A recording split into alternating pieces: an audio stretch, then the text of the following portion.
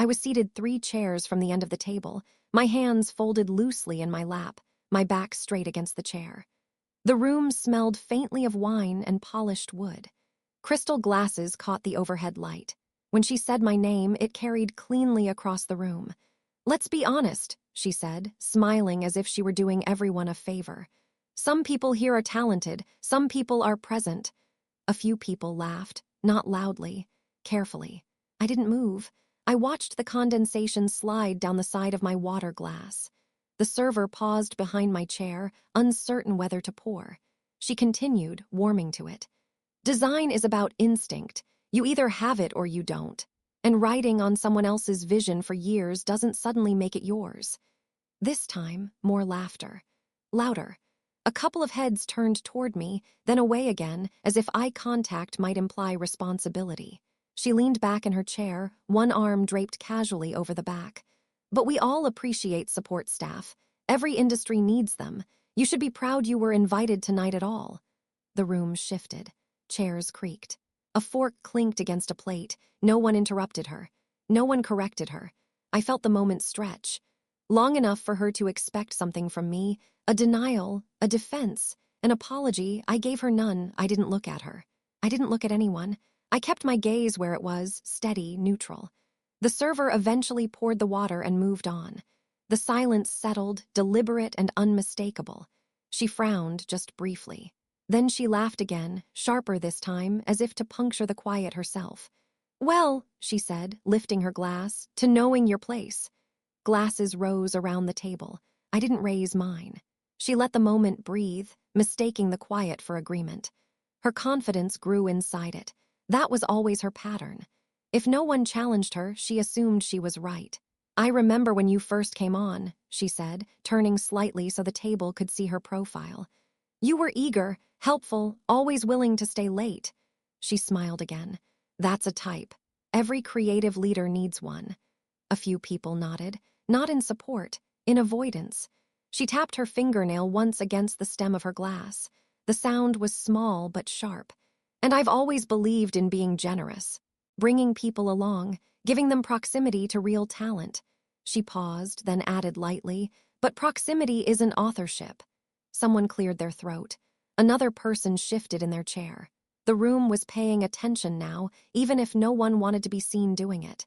She turned fully toward me for the first time. "You understand that, don't you?" I didn't answer. I didn't meet her eyes. I adjusted the napkin on my lap, smoothing a crease that didn't matter. The quiet lengthened again, this time heavier. It pressed against the table, against the people seated there, forcing them to sit inside it with us. Her smile tightened. She nodded once, as if concluding something internally. "Good," she said. "Then we're aligned." She lifted her glass again. This time more people followed. The imbalance was complete, declared out loud and left hanging in the air without challenge. "My name is Alina Marrow." I was 36 at the time, established enough to recognize performance when I saw it, and stable enough not to confuse volume with authority. I'd built my career in New York, moving between design studios and production floors, trusted with execution when timelines were tight and margins were thinner than anyone liked to admit. I wasn't new to that room, even if she spoke as though I were. I'd sat at those tables before, signed off on numbers that mattered, and delivered work that other people stood up and accepted awards for. I knew the difference between recognition and leverage. That night, I stayed exactly where I was, hands still, posture unchanged, letting the moment pass without chasing it. She and I had never been equals, and I had never pretended otherwise. She held the title. I held the responsibility. For 3 years, I carried the parts of the work that couldn't afford mistakes, vendor coordination, revisions under deadline, the quiet fixes that prevented public failure. When something worked, her name carried it forward. When something broke, it stopped with me. That division had been clear from the beginning. It was framed as mentorship, then as trust, then as efficiency. I accepted it because the work needed continuity, and because someone had to protect the structure behind the scenes. What she did at that table wasn't personal. It was a public declaration that effort without recognition was the natural order. That kind of imbalance doesn't deserve outrage. It deserves correction. Looking back, the pattern was consistent enough to document without interpretation. Concepts I developed were redirected in meetings and reintroduced later with softened edges and different language. Sketches I refined under her direction were presented as evolutions of her original ideas. When contracts were signed, my role was described in operational terms, never creative ones. It was always clean, always defensible. I didn't challenge it at the time, not because I didn't notice, and not because I lacked options. I understood how fragile momentum could be in that space. One interruption, one misstep, and a project could stall long enough for funding to disappear. So I kept things moving. That was the value I provided. There were moments when colleagues hinted at it. A glance held a second too long. A comment phrased carefully, then withdrawn. I acknowledged none of it. Silence in that environment was often more useful than protest. What mattered was that the work continued to meet its marks. Deadlines held. Deliverables landed. The system functioned as designed, even if the credit didn't distribute evenly. That imbalance didn't happen once. It repeated predictably under different conditions with the same outcome. Creative work looks fluid from the outside, but it's held together by structure. Ownership is defined early. Rights are assigned before anything is shown publicly. The people who speak on stage are rarely the same ones who sign the controlling documents. In our case, every design passed through a layered process. Initial concepts were logged. Revisions were time-stamped. Final files were archived before production approval. Nothing moved forward without documentation, even when the language around it sounded informal. Especially then. I was the one who kept those records aligned. I tracked submissions, version histories, and usage permissions because someone had to. Investors expected clarity. Manufacturers demanded it. Distributors required proof before they committed resources. I remember sitting alone in a conference room late one evening, a slim binder open in front of me. The pages were clean, labeled, initialed where they needed to be. I turned one page slowly, then another, listening to the quiet hum of the building after hours. Systems don't reward emotion. They respond to order. And order, when it's maintained consistently, has a way of asserting itself later without raising its voice. As the work scaled, the separation between responsibility and recognition became more formal. She attended the pitch meetings. I prepared the materials. She spoke about vision. I answered questions about feasibility, timelines, and cost controls. When decisions were made, they were recorded under her authority, even when the supporting analysis came from my desk. That arrangement suited her. Visibility flowed in one direction. Accountability flowed in the other. I was aware of it, and I allowed it to continue because stability mattered more than acknowledgement. Projects survived because someone stayed close to the details. That role required discretion, not visibility. I didn't confuse the two. At one meeting, when an investor asked who managed the operational side of the design process, she gestured toward me without looking. "Alina keeps things organized," she said. It was meant to sound generous. It wasn't inaccurate. It also wasn't complete. I nodded once and said nothing. Silence in that moment preserved momentum. It also preserved position. The structure that mattered most wasn't visible in meetings or on stage. It had been put in place quietly, early on, when the work was still proving itself and the risks were real. At the time, it was described as a safeguard, a way to keep the designs protected if leadership changed or partnerships shifted. Everyone agreed it was sensible. The intellectual property didn't sit with any one individual. It was assigned to a holding entity created to manage licensing and long-term use. Rights were conditional. Control was tied to compliance, continuity, and documented contribution. The language was precise, drafted by people who specialized in preventing ambiguity. I reviewed those documents when they were executed. I asked questions. I made sure the clauses were clear. That wasn't unusual. It was part of my role to understand how things would function if circumstances changed. Nothing about it was personal. It wasn't designed to punish anyone. It existed to prevent disorder, to ensure that the work wouldn't be diluted or misused if the public-facing hierarchy stopped aligning with the actual labor behind it. Once those terms were set, they couldn't be adjusted informally. No conversation could override them. No apology could soften them. Only process could move them, and process takes time. That kind of structure isn't dramatic. It doesn't announce itself. It waits. And when it's needed, it doesn't argue. After the dinner, nothing happened publicly. That was the point. Days passed, then a week. The projects continued on their existing schedules, and no one addressed the comments made at the table. Publicly, the system absorbed them without reaction. Privately, I forwarded 2 routine inquiries to legal. Not urgent, not framed as a concern, just confirmations. They acknowledged receipt and said they would review the files. That review took time, as reviews always do. Emails from her office slowed. When they arrived, they were brief and imprecise, requests without context, questions that assumed access rather than asked for it. I responded when necessary and only with what was required. Some messages I let sit until the following day. Silence, used carefully, resets expectations. Weeks passed that way. Meetings were postponed, then rescheduled. Decisions were deferred under the explanation of due diligence. No one raised their voice. No one accused anyone of anything. The process moved at its own pace, deliberate and unhurried. In that space, her confidence had room to expand unchecked.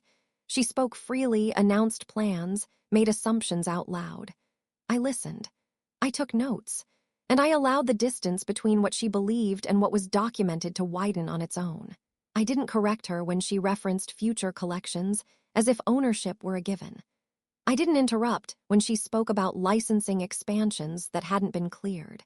In meetings, I stayed precise and narrow, answering only what was asked, never what was assumed. That restraint wasn't passive. It was deliberate. Public corrections create friction. Friction invites scrutiny. I had no interest in accelerating the process or drawing attention to it before it was ready to speak for itself. There was a presentation scheduled for early spring, one that would formalize the next phase of the brand's growth. She treated it as confirmation. Investors were invited. Advisors were booked. Materials were prepared under the assumption that continuity was guaranteed. I reviewed the deck once, then closed it. Everything in it relied on access that hadn't yet been reaffirmed. That wasn't my problem to solve in advance.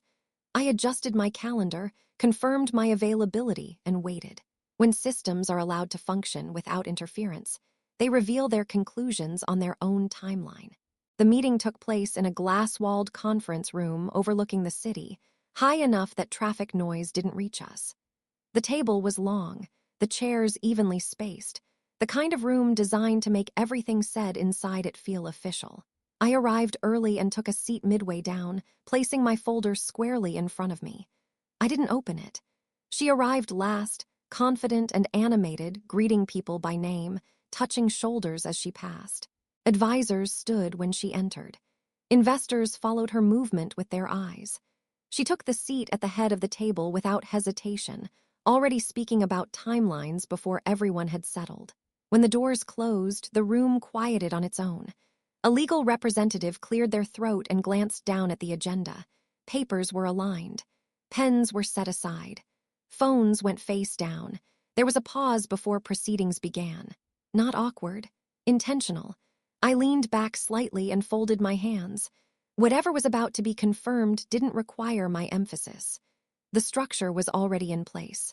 All that remained was for it to be acknowledged, out loud, by people whose authority didn't depend on volume. The legal representative began without preamble. Their voice was even, practiced, the kind shaped by repetition rather than emotion. They referenced dates first, formation documents, assignment clauses. The language was technical, but the meaning was straightforward. A binder was opened at the far end of the table. Pages were turned carefully, one at a time. Each section was read into the room before moving on. No one interrupted. This wasn't a discussion. It was a record.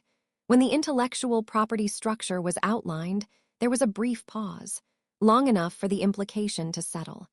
Control, the representative explained, rested with the holding entity until specific conditions were reaffirmed. Those conditions had not yet been met. As a result, authorization for expansion, licensing, and public commitments was suspended pending review. She shifted in her chair, just slightly, then again.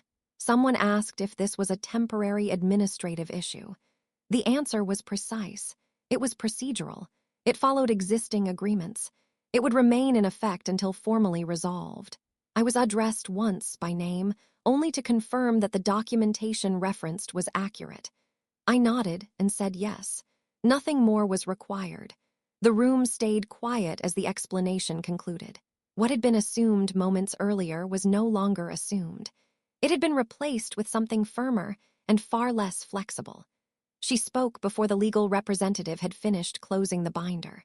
"That can't be right," she said, the smile gone now, replaced by something sharper. "We've already moved forward on these plans." The response was immediate and calm. Prior movement didn't supersede authorization. Intent didn't replace compliance. The words landed cleanly without emphasis. She leaned forward, palms flat on the table. "This is a misunderstanding. We can clear this up today." Silence followed, not resistance, procedure. Her voice rose. Not loud, but strained. She referenced past success, partnerships, reputation. None of it shifted the posture of the people across from her. They listened, then returned to the documents. When she turned to me, her expression had changed again.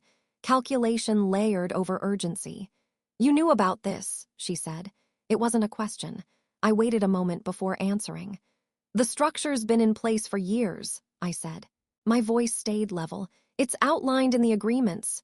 She shook her head once sharply. "You could have said something." "I did," I replied after a brief pause. "In writing." That was the moment the room changed. Her breathing quickened. She spoke again, faster now, trying to regain footing. The legal representative stepped in, redirecting the conversation back to process, to next steps, to formal review timelines. By the time she stopped talking, it was clear that nothing she said would alter what had already been confirmed. The outcome wasn't being decided in that room. It had been documented long before we sat down. Consequences, when they're earned, don't announce themselves. They arrive fully formed, and they don't ask permission to stay. She tried one last time, shifting strategies mid-sentence. Apologies appeared, then vanished. Offers followed, reframed as collaboration, then as compromise. Each attempt met the same response, a calm redirection back to the process. The legal representative outlined next steps without looking at her. Formal review. Compliance verification. Written determinations issued in due course. No expedited timelines. No discretionary overrides. The structure didn't allow for it. An advisor suggested a private conversation. That, too, was declined. Anything further would be handled through counsel. Her chair scraped softly as she leaned back, hands gripping the armrests. The room had gone still again, not with tension but with finality. Pens remained untouched. No one checked their phone. The meeting adjourned on schedule. People gathered their materials methodically. Conversations didn't resume. Whatever authority she had carried into the room stayed there, seated at the head of the table, with nothing left to say. I closed my folder and stood. No one stopped me. Nothing followed. The matter had moved beyond discussion and into record. The first challenge came through formal channels 2 weeks later. A request for reconsideration, framed carefully, supported by familiar names. It was acknowledged, reviewed, and declined. The language was neutral. The reasoning was consistent. Nothing about it suggested uncertainty. By the end of the quarter, expansion plans had been withdrawn. Notices went out to partners explaining that timelines were being reassessed. No blame was assigned. Access, however, was restricted. Approvals that once moved automatically now required documentation that wasn't available. Over the following months, her public presence narrowed. Panels were replaced. Invitations went unanswered. A licensing announcement quietly disappeared from a trade calendar without explanation. A short notice followed later, confirming a restructuring of creative leadership. It read like routine governance. I wasn't present for any of it. I learned about the developments the same way everyone else did, through professional updates and brief mentions passed along without commentary. The system corrected itself incrementally, without spectacle. By the end of the year, the brand continued under revised terms. The work remained intact. What had changed was who was authorized to speak for it, and under what conditions. That adjustment didn't require emotion. It required adherence. I stayed where I was professionally. My role didn't expand overnight, and I didn't seek a public correction. Stability was the outcome, not visibility. The work moved forward under clearer terms, with authority aligned to responsibility in a way it hadn't been before. There was a moment, months later, when I signed off on a routine approval and noticed the language had changed. Titles were accurate. Attribution was specific. It was a small adjustment, but it reflected a larger one that had already settled into place. I didn't revisit the dinner in my mind, and I didn't need to. The imbalance it exposed had been addressed through the same mechanisms that had allowed it to exist. That felt appropriate. Order, once restored, doesn't require reinforcement. Justice doesn't always arrive loudly. Sometimes it shows up as alignment, sustained quietly over time. The matter was finished, and it stayed that way.